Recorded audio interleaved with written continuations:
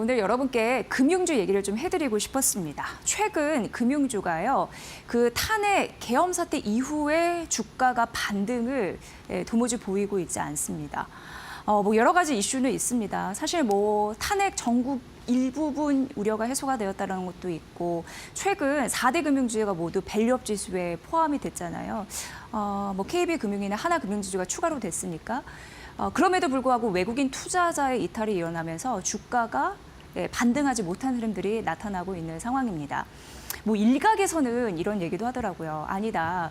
지금 전반적으로 봤을 때 외국인, 지금 주도주가 대부분 이제 무너진 상황에서 그 금융주에 대한 외국인 투자 비중은 그렇게 망가지지 않았고, 그리고 밸류업 공시 이런 효과도 보면서 전반적인 시장 리스크에서 매력적인 투자 대안이 될 것이다라고 하는데, 여기 보시면 4대 금융지주 3일 이후의 주가 흐름이 그렇게 좋지 않아서 과연이라는 물음표가 생기기 마련이었습니다. 제가 단적인 예를 하나 제시를 해드리면서 과연 금융주 사도 될까에 대한 좀 핵심적인 이야기를 해드리려고 합니다. 자, 다음 페이지 넘어가 보면요.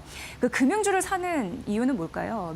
그 배당의 매력 때문에 사는 분들이 많잖아요. 근데 배당의 척도를 알려드리는 지표가 하나 있습니다. 바로 여기가 CET1이라고 해서 보통주 자본 비율인데, 기니까 제가 그냥 CET1이라고 하겠습니다. 이게 뭐냐면 자본의 위험 자산을 나눈 값이다, 이렇게 보면 되는데, 은행들도 위기가 딱 터지잖아요. 그러면은 손실을 잘 흡수할 수 있을지 없을지를 나타내는 지표이다라고 보시면 되고, 쿠션 역할을 잘 하는지, 그리고 앞으로 이런 위기를 잘 헤쳐나갈 버텨낼 힘이 있는지를 알려주는 대표적인 지표다라고 보시면 됩니다. 그런데 이게 CET1이 13%를 초과해야지 금융주들이 배당을 할 수 있는 자금 여력이 있다고 합니다. 그래서 보통은 13%를 넘을 때 금융주들은 자사주를 매입해서 소각하는, 우리가 아는 배당의 매력을 갖추게 되는 겁니다.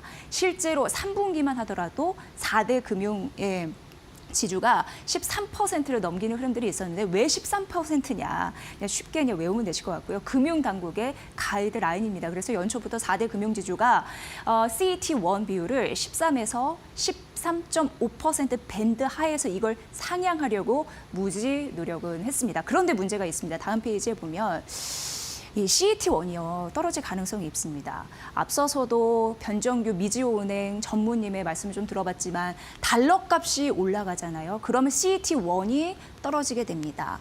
왜냐? 외화 그 부분, 부채, 평가 규모액이 떨어지기 때문에 당연히 이렇게 되는 건데, 지금 이런 공식이 하나 있더라고요. 환율이 10원 오를 때 CET1이 0.02%포인트 하락한다라는 공식이 있습니다. 3월 말까지만, 3분기 말까지만 보더라도 이 환율이 1,320원이었는데 현재는 1,450원까지 갔고, 지금 증권사에서 환율 상단 밴드를 1,465원까지 좀 열어둔 상태거든요. 고환율이 지속될 가능성이 있기 때문에, 그래서 3분기 CET1이 13%가 넘었더라도 4대 금융지주 같은 경우에 연말 기준 CET1이 12%로 떨어질 가능성이 있어서 이런 배당 매력을 줄 수 있다라는 것을 근거 삼아 참고해 보실 필요가 있습니다. 내년도 금융지주 쉽지는 않을 것으로 보입니다. 왜냐하면 시장 금리가 인하되면서 순이자 마진이 감소하는 게 본격화될 거라는 거죠. 그래서 탄핵, 그런 이슈, 이런 불확실성이 줄어들고, 그럼에도 불구하고 환율이 안정되지 않으면 금융주의 반등은 단기 반등에 그칠 가능성이 있어서 여러분께 말씀드립니다. 저 같으면 금융주 매수 버튼 누르지 않을 것 같습니다. 앵커 브리핑 시간이었습니다.